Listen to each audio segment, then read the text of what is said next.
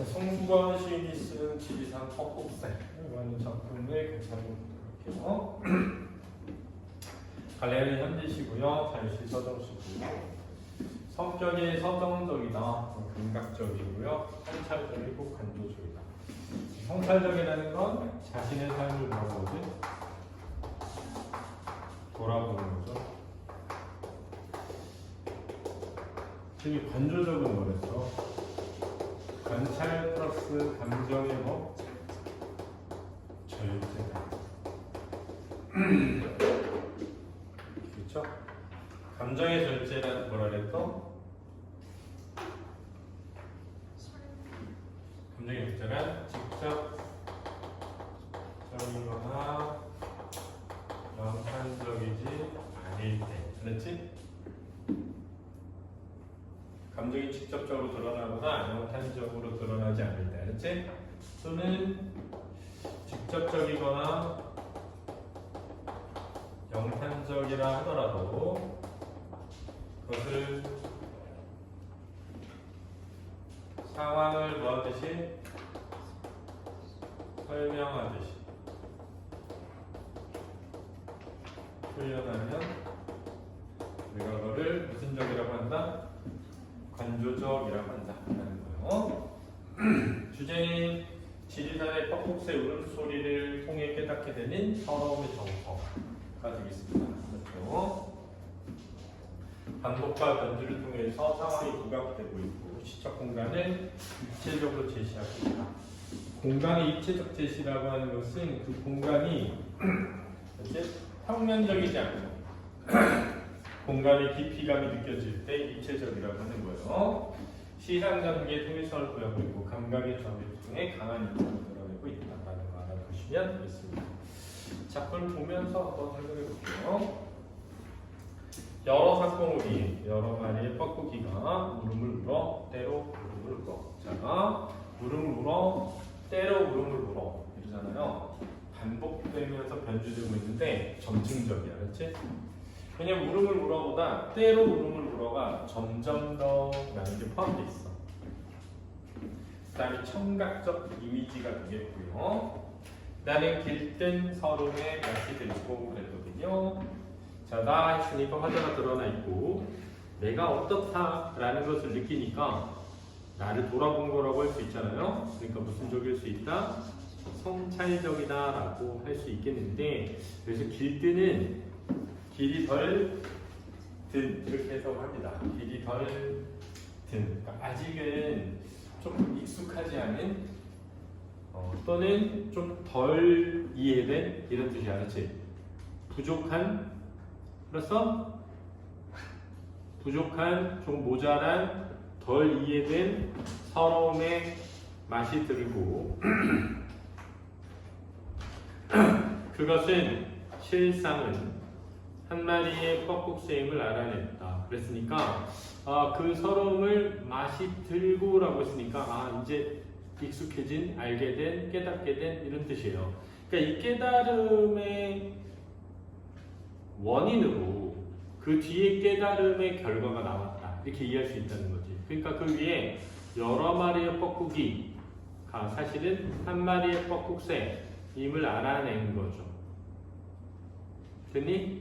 그럼 잘 봐. 여러 마리의 뻐꾸기가 울음을 울어 랑 한 마리의 뻐꾹새는 대비가 아니라 같은 거야. 그러니 이게 되게 중요하다. 대비가 아니라 이 둘은 같은 거야. 알겠지? 근데 이제 잘 봐. 중간에 내가 서름의 맛이 들었어. 야, 길든 서름의 맛이 들었어. 내가 그걸 알게 됐어. 서름이 뭔지를 알게 됐어. 그러자 그 여러 마리의 울음소리인 줄 알았던 게 사실은 한 마리의 울음소리인 걸 알았어. 이런 거고. 그러니까 그 위에 여러 마리의 울음소리랑 밑에 한 마리의 울음소리는 서로 대비되는 게 아니라 같은 거예요. 같은 건데 그 위에 울음소리를 듣고 내가 했던 생각이 잘못됐던 거지. 알았지? 그럼 왜 내가 그 위에 울음소리를 듣고 여러 마리인 줄 알았느냐? 소리가 너무 커서. 알았니?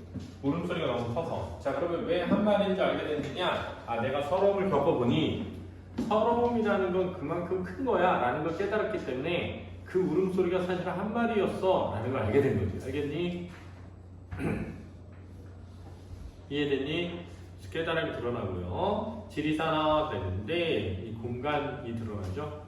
공간적 배경. 지리산 아래 한 봉우리에 숨은 실제의 뻐꾹새가 그랬거든요. 이 실제의 뻐꾹새가 바로 그 위에 한 마리의 뻐꾹새. 알았지? 한 울음을 토해내면 이랬거든요. 자, 이제 물론 이 울음을 토해낸다 라는 표현 원래 자주 쓰는 표현입니다. 알았죠? 뒷산 봉우리가 받아서 넘기고 의인화된 표현이죠. 또 뒷산 봉우리가 받아 넘기고 아마 메아리를 이렇게 펴는 걸로 보여. 그래서 여러 마리의 뻐꾹새로 울음을 우는 것을 알았다. 그러니까 이 둘이 반대되는 게 아니라는 거예요. 이 여러 마리의 뻐꾹새로 울음을 우는 것이 사실은 한 마리의 뻐꾹새에서 시작된 것임을 알았다는 거지. 알았지? 한 마리의 뻐꾹새 울음소리가 메아리가 되고 메아리가 되고 메아리가 되어서 여러 마리의 뻐꾹새 울음소리가 되었다는 것을 알았다라는 거죠. 됐니? 그러니까 이 지금 2연은 1년의 내용에 대한 반복이면서 변주야. 알았지? 내용적으로는 내가 어떻게 알게 됐는지를 알게 된 거야. 저 세분화해서 얘기해 준 거야. 지리산 가운데 한테 지금 공간적 배경이 들어갔죠? 저 연연은 이어지는, 길게 이어지는, 끊어지지 않고 길게 이어지는 산 봉우리들이 다 울고 나서, 그러니까 사실은 산 봉우리들이 우는 것은 메아리겠죠, 그죠? 의인화된 표현이야. 오래 남은 추수름 끝에, 이 추수름이라는 건 회복을 하기 위한 시간이에요. 회복의 시간. 회복의 시간 끝에 비로소 한 소리 없는 강이 열리는 것을 보았다 그랬네요. 보았다 했으니까 관찰이잖니, 그지? 그럼 여기서 이 강은 그 울음의 눈물로 이루어진 강이라는 거지. 울음의 눈물로 이루어진 강을 보았다는 거야. 알았지? 그러니까 이 사람은 사실은 강물을 보고 있는 건데 그 강물을 뭐가 만들어낸 것으로 생각하는 거야? 뻐꾹새의 울음소리의 메아리들이 만들어낸 것으로 느끼는 거죠. 알겠니?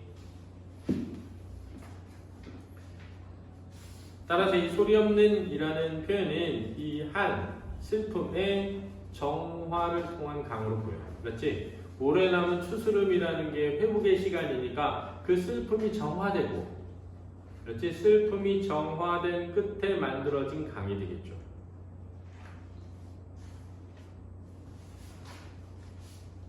섬진강 방법법이고 시적 공간이죠. 그 힘센 물줄기가 되네요. 이 힘센 물줄기는 뭔가 어떤 새로운 역사의 흐름? 하동 쪽 남해로 흘러들어 남해 군도에 여러 작은 섬들을 밀어 올리는 것을 보았다. 이것도 의인화된 표현이고요. 그래서 지금 뻐꾹새 울음이 산 봉우리의 메아리가 되고 그 메아리가 섬진강을 이루고 그 섬진강이 다시 남의 여러 섬들을 밀어 올리는 것으로 봤다는 거예요. 그러니까 그게 어떤 서름의 힘이죠. 서름이 정화되고 남은 힘, 서름의 정화로 이루어진 힘.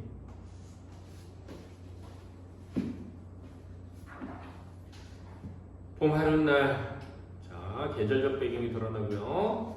그 눈물이 다 쓸려서, 쓸려서는 흘려 내려간 지리산 아래에 울던 한 마리의 뻐꾹새 울음이 이승의 서러움의 마지막 빛깔로 남아. 자, 청각이 무슨 화?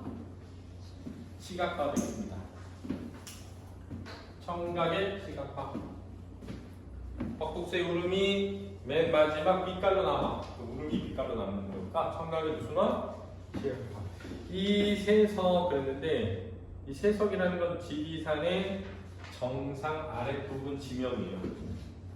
지리산 정상 아래 지명, 철쭉꽃밭을 다 태우는 것을 보았다. 그랬으니까 지리산 정상 부분의 철쭉꽃밭의 붉은 빛을 보고 이 화자는 그 뻐꾹새 울음의 서러움이 불타는 것으로 표현하는 것이겠죠. 이해되니? 이해되니? 그러니까 사실은 가만히 보면 이 시는 아, 나 너무 서럽고 힘들어서 죽겠어 이런 걸 얘기하는 게 아니라, 그렇지? 이 화자라는 사람이 어떤 서러움이라는 걸 느끼고 난 뒤에 깨달음을 내가 관찰하고 있는 대상을 통해서 표현하고 있는 걸 보여. 그러니? 그러니까 지리산에서 내가 뻐국수의 울음소리를 들으며 이렇게 말하는 거지. 아, 저 여러 마리의 뻐국수의 울음소리가 사실은 한 마리의 뻐국수의 슬픔이 메아리가 되어 만들어진 울음이야 라는 걸 깨닫고, 그 울음이 얼마나 크냐면 모이고 모여서 저 섬진강이 된 거야. 그 슬픔의 힘이 얼마나 크냐면 그 섬진강 강물이 여러 섬들을 밀어 올린 거야. 이렇게 느낀 거야, 그렇지? 그리고 그것이 다 이 빛깔이 되어서 저 지리산의 붉은 철쭉꽃같이 된 거야 라고 느낀 거지. 알았니? 이해됐니? 자, 수고했습니다.